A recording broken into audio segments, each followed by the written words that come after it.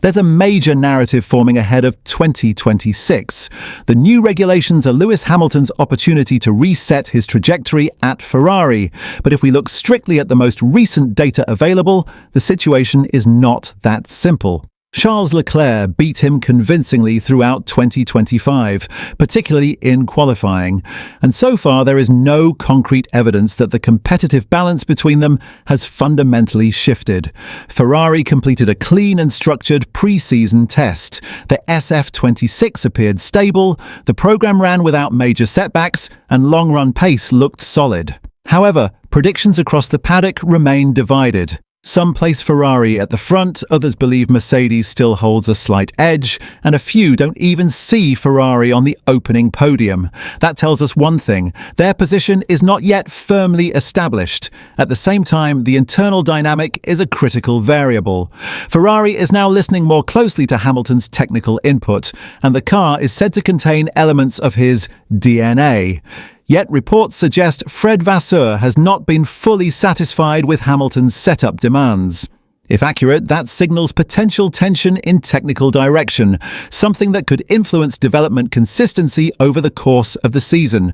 So the real question isn't simply whether Hamilton can bounce back, but whether Ferrari can align two different approaches without compromising performance stability. We're going to break down the data and context in detail. If you want analysis grounded in facts rather than hype, make sure you're subscribed and stay with us for the full discussion. To understand why this matters, we have to start with what 2025 actually showed. Over a full 24-race campaign, Leclerc comprehensively outperformed Hamilton in equal machinery. Hamilton beat Leclerc to the checkered flag just 3 times in Grand Prix. In qualifying, the margin was stark, 19-5 in Leclerc's favour across conventional qualifying sessions and 4-2 in sprint qualifying. That is not a marginal deficit, it is structural. Hamilton himself acknowledged how difficult that first year in red had been. He endured his first full season in Formula One without a Grand Prix podium. The ground effect era cars did not suit him, and by the end of 2025, he had suffered 3 successive Q1 eliminations. That context matters when assessing the optimism surrounding 2026. Leclerc, by contrast, enters this season in a position of relative strength. He described Ferrari's Bahrain test as very positive and emphasized that we worked well. It was a very well-structured test. Everything ran smoothly, we didn't have any major problems, and we completed our plans. That might sound procedural, but in Ferrari's recent history, clean pre-seasons have not been a given. Leclerc even pointed out that having no setbacks was very positive because that hasn't always been the case in the past. Yet he remains cautious. When asked whether 2026 could be Ferrari's year, his answer was direct. It would be a dream, but it's too early to make any predictions, especially since we have no idea of our rivals' potential. He also added, "We don't know who's really ahead right now. Mercedes, McLaren and Red Bull already seem well prepared, very strong and quite close, but Mercedes is perhaps a little further ahead." That is not the language of a driver assuming superiority. It reflects uncertainty at the top. That uncertainty is mirrored in external predictions. Martin Brundle has gone as far as predicting Leclerc to win the Australian Grand Prix, placing George Russell second and Oscar Piastri third. Notably, he left out both Lando Norris and Max Verstappen from the podium. Karun Chandhok disagreed entirely, backing Russell to win ahead of the 2 McLarens and excluding Ferrari altogether. Anthony Davidson also tipped Russell for victory, with Verstappen second and Norris third. David Croft aligned with Chandhok's order. The spread of predictions itself underlines how little consensus there is about the competitive order. Jolyon Palmer, assessing the early pecking order, suggested that, for me, Mercedes nudges it from Ferrari. He added that, "I think Leclerc looks happier than Hamilton in the Ferrari, but both of them are in a good state."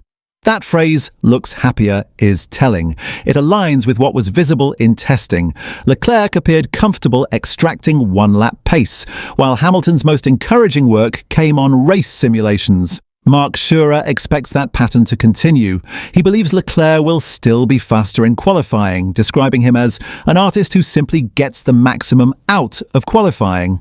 But Shura also argues that in races, Hamilton's experience and cleverness in managing power and energy could allow him to look better than last year. The 2026 power unit regulations shift the balance towards a near 50-50 split between electric and combustion power compared to the previous 2080 bias. That could reward drivers who excel at energy deployment strategy, historically one of Hamilton's strengths. Hamilton himself has hinted at a reset. David Croft stated unequivocally when asked whether Hamilton could beat Leclerc this year. Of course he is. On his day, Lewis is as good as any other top driver in Formula One. He is the GOAT. Croft added he's not getting any younger and he is up against a teammate who is impressive. But I think Lewis has hinted he feels more connected with these cars, more at home, has more of his DNA in this current Ferrari car. That sense of ownership over the technical direction is new, but this is where the internal dynamic becomes critical. According to reports cited by journalist Ralph Bach, there is gossip that Fred Vasseur has been totally dissatisfied with Hamilton's demands regarding car handling. Bach noted that Leclerc just gets on really well with the Ferrari, that he drives very harmoniously, hardly makes any driving mistakes, really is at one with the car right from the start. By contrast, he suggested that with Hamilton, it's a continuation of last year, highlighting differences in braking feel and overall harmony with the car. Even if some of that reflects interpretation rather than raw telemetry, the perception of divergence matters. Ferrari is attempting to integrate Hamilton's preferences more directly into the SF26's development. If that creates philosophical tension with a driver who has already proven capable of extracting performance from the package, it presents a management challenge. Balancing two elite drivers is never simple. Doing so at the start of a new regulatory cycle compounds the risk. Nick Heidfeld has been openly skeptical about Hamilton's prospects. I think Lewis will still have a hard time, he said, simply because, in my opinion, Leclerc is really in his prime at the moment, whereas Lewis is not. He went further. To be honest, I would be surprised if he had the upper hand at Ferrari this year. That is a blunt assessment, and it contrasts sharply with the optimism of fans. In a fan poll referenced in the material, Hamilton garnered nearly 1/3 of the votes as favourite for the title, far more than the reigning world champion Norris. That divide between paddock realism and fan belief frames the broader narrative. Hamilton is entering his 20th consecutive F1 season at 41. It has been 6 years since his last championship in 2020. Only one driver, Niki Lauda, has had a longer gap between titles. It has been 60 years since a driver in his 40s won the championship, when Jack Brabham achieved the feat. Some insiders reportedly believe Hamilton is deluding himself in chasing an 8th title and risking irreparable damage to his legacy.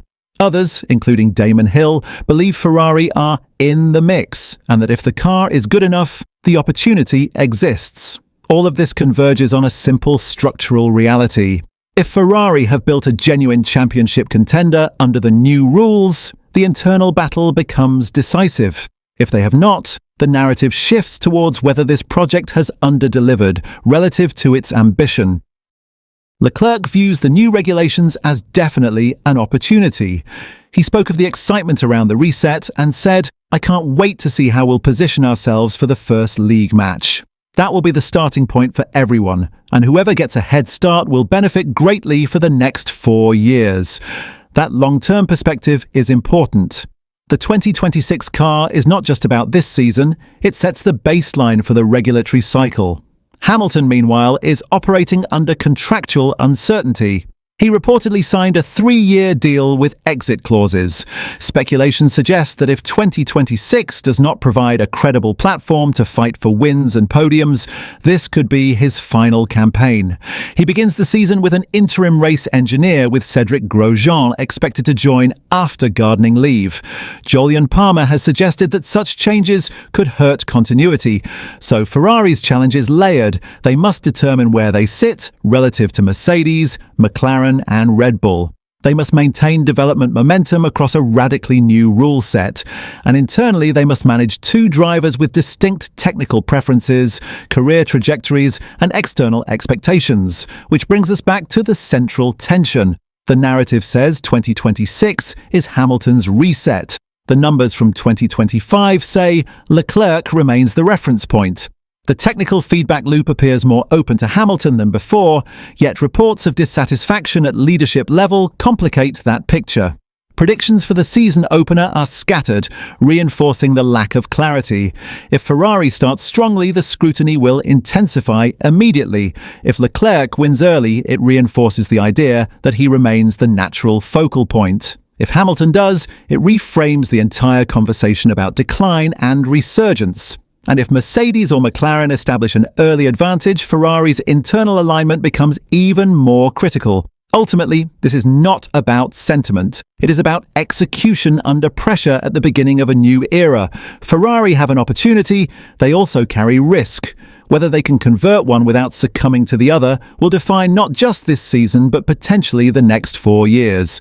So let's end with this. If Ferrari genuinely have a title-capable car in 2026, who do you trust to deliver when it matters most?